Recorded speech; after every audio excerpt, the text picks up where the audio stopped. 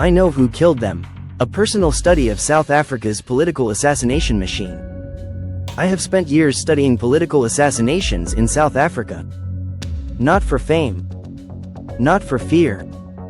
But because of blood. My own clan brother, Ralph Kanyani, was gunned down in broad daylight. A hit so clean, so calculated, it had to be political. The kind of killing that leaves no doubt. This was not passion. It was not random. It was business. Cold, contracted, professional. That moment changed me. I became obsessed. I began digging. I took every name that echoed with dread across news headlines in courtrooms and community whispers, and I followed the thread. I studied the hit on Senzo Maiwa, the national hero felled in his girlfriend's home, with too many people present and yet no answers. I followed the money trail after Wandile Boswana, whose murder reeked of internal government betrayal and exposed a web of procurement corruption and political rivalry. I wept over Babita Deokaran, a whistleblower whose conscience cost her life, gunned down after flagging suspicious COVID contracts.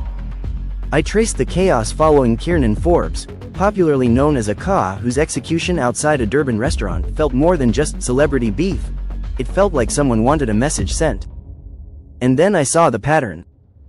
They come from all corners, but they all meet at the barrel. There are politicians who make enemies. There are government officials who know too much. There are businessmen with too much to lose. There are tenderpreneurs fighting to protect their turf. There are taxi bosses like Vusi, Kahi, Matibela, rich, feared, respected, and connected. And there are young men from the township, the ones who actually pull the trigger. So I asked, how does it work? Who gives the order? Who finds the shooter? And why do the killers always seem to walk away until someone's name makes the news? Cooking knife briefcase, the bone and marrow of the machine. How South Africa's assassination network works. Let's strip this machine down to its raw skeleton. 1. The politicians and power brokers. They don't kill. They command. When someone becomes a threat, a rival, a whistleblower, a loudmouth, the order is sent. Not directly. Never directly. They go through a fixer, a business ally, or a loyal comrade who knows a guy. They speak in codes. We need to neutralize the problem. Sort out that issue before elections. Make sure he doesn't testify. It sounds like admin. It leads to death. 2. The middlemen. Taxi associations and enforcers in the townships and metros. Taxi associations are the shadow states. Some are legitimate. Others are loaded with guns, fear, and unofficial muscle. They already run protection rackets, enforce turf dominance, and maintain internal order through violence. These associations are the perfect middle layer between politicians and shooters. They know who's ready to shoot for a price. They have access to unregistered firearms. They operate with a code of silence tougher than prison walls.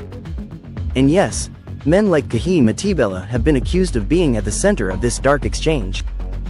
3. The hitmen. Township sons turned assassins. They are young, broke, hardened, and often ex-military, ex-police, or ex-gang members. They don't ask why. They ask, how much? R$10,000 to kill a ward councillor. R$80,000 for a whistleblower. Over R$100,000 if the target is well protected. They are told, you're fixing the system. They are promised legal protection, bail money, or exile to Limpopo. But once arrested, they are abandoned, every time. And in the dock? That's when they confess. They start naming the taxi bosses. They whisper names of officials. They link it to politicians. But by then, the big fish are already gone, hidden behind lawyers, fake alibis, and political smoke. Fear is a currency in South Africa. Let me say it again. Fear is a currency.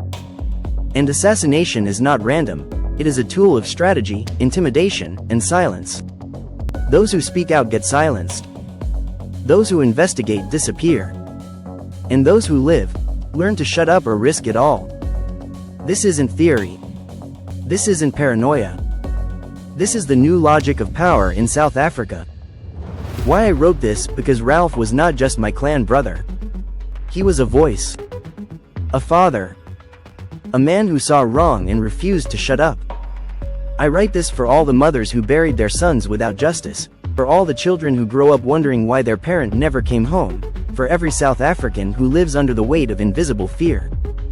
Until we confront this machine, not just the shooters, but the architects, we are all one whisper away from the next obituary.